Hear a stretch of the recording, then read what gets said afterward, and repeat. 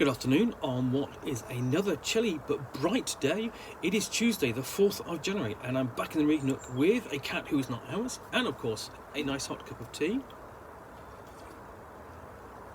And I'm going to be going into this little package today. Now I've already opened this and perhaps as the stamps will say, this has come from Brazil. So specifically from Diogo Nogueira. And again, I apologise for the mispronunciation. And so far, I have pulled out two little things. Sword Quest, a fantasy adventure game, and it's Sword Quest Addendum, which provides the optional rules. And these, essentially, are little booklets that fold out like that, essentially. Okay. So the next thing I'm going to pull out from here is let's just so I can get hold of one. Here we go. Is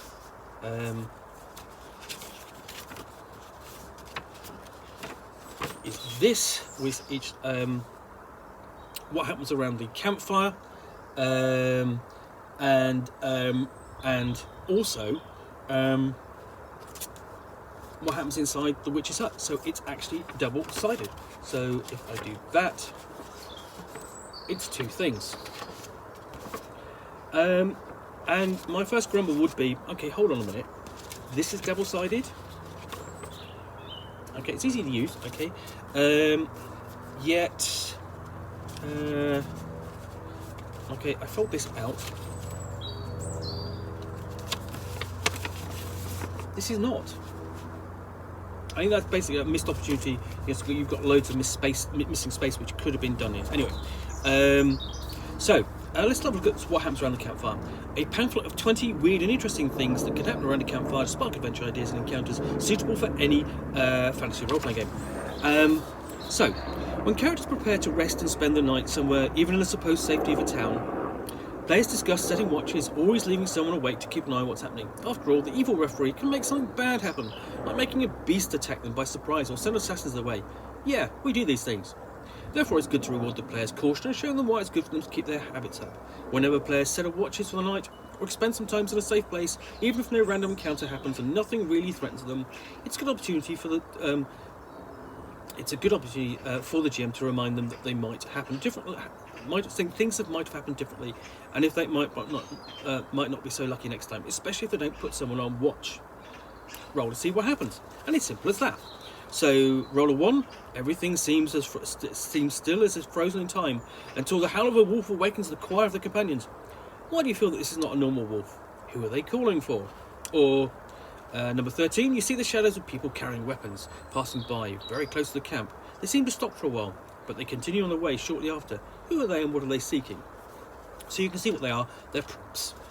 Nice and simple. Okay. So let's have, basically let's go reverse, and we have, and this is what happens inside the witch's hut. A pamphlet with 20 weird and interesting things that can happen in a witch's hut to spark adventure ideas and encounters suitable for any fantasy role game. Same thing again. So when let's try that again, shall I?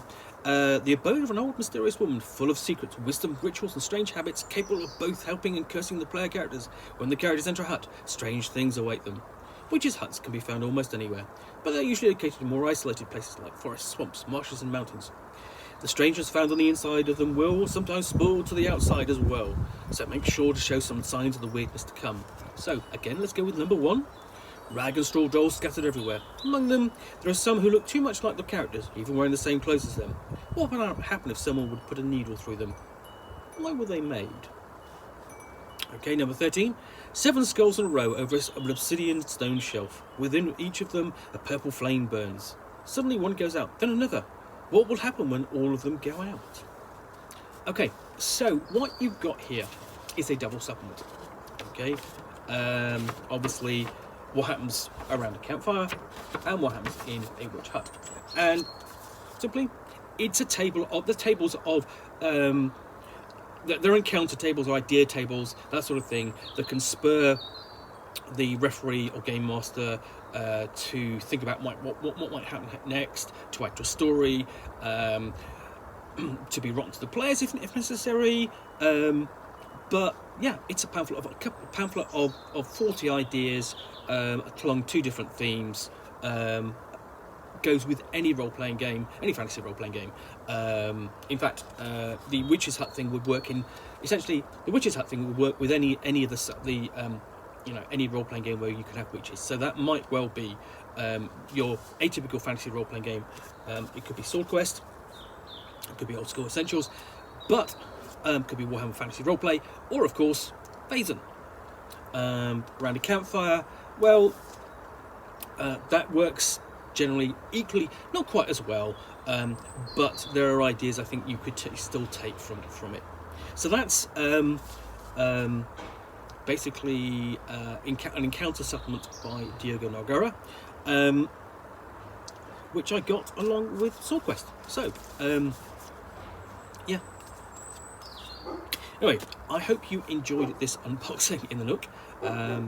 If you have, please do click the like button down below.